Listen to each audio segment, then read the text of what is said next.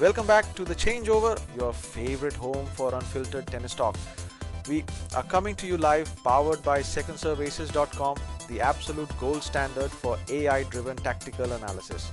Today, we are sinking our teeth into the pristine, slippery grass of SW19. We've got Alex de Minaur trying to outmaneuver the flat-hitting wizardry of Adrian Mannarino, Grigor Dimitrov looking absolutely lethal after firing a casual 23 aces in his opener, and Taylor Fritz bringing the heavy artillery against Patrick Gibson.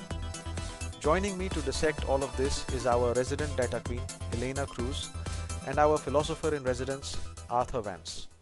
Hey everyone! Glad to be here, even if my inbox is currently exploding with angry comments from our readers about my latest draw predictions. Like, sorry guys, the numbers do not care about your feelings. Indeed, the numbers are cold, Elena, much like the damp morning air of London. Speaking of which, before we begin, I brought some homemade organic oat cakes. They are structurally sound, if a bit dense. Elena, please, take one. Arthur, thank you, but that looks less like an oatcake and more like a clay court fragment from Roland Garros. I will pass for now.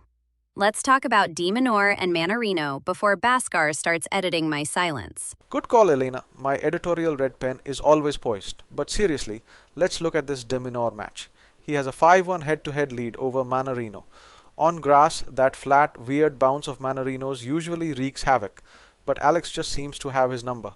It is all about the low center of gravity. Mannarino's ball sits so incredibly low on this surface. It is basically skimming the dirt. But Alex is so quick, and he gets so low to the ground anyway. He bends, almost as if apologizing to the grass itself. It is a beautiful, agonizing posture. Right, exactly. He is already down there. So Mannarino's main weapon, which is making taller guys look like clumsy giraffes on ice, just completely loses its teeth against Demon. That is such a great point. I was actually looking at the tactical heat maps on secondserveaces.com earlier today. You can see how Mannarino tries to pull opponents wide to the backhand side and then slice down the line. But de Minaur's recovery speed is just too absurd. It is a Sisyphean task for Adrian. He rolls the stone up the hill with these delicate artistic slices, only for Alex to sprint across the baseline and swat it back. One must imagine Mannarino happy, though, in his endless execution of the flat backhand. I don't think he's happy when he's running side to side for 3 hours, Arthur. But yeah, the data shows Alex winning over 55% of the medium-length rallies in their previous matchups. That is where the match is won. Exactly. If Mannarino cannot get those quick, cheap points, he gets worn down. Now, someone who is getting very quick, very cheap points right now is Grigor Dimitrov, 23 aces in his first match. He is playing Jakub Mensik next on court 1. Ah, Grigor. A man whose career is a testament to the fleeting nature of perfection. That serve of his lately, it is not just a shot. It is a declaration of intent. It is statistically insane. 23 aces on grass is great, but it is the placement that got me. He was hitting the tee with such high precision. Mensik is young. He has got huge potential, but defending against that kind of serving on court 1 is a nightmare. And Mensik is not exactly a slouch on serve either, but Grigor's slice backhand on this surface is just filthy. It keeps so low. Arthur, you wrote a draft about this yesterday that I had to trim down. You called his slice an existential whisper? Yes, because it defies the vertical plane. It is a ball that refuses to rise, forcing the opponent to contemplate their own mortality as they bend their knees. Or just forcing them to hit a terrible unforced error. Let's be real. Mensik is going to struggle if he cannot get a read on that slice early.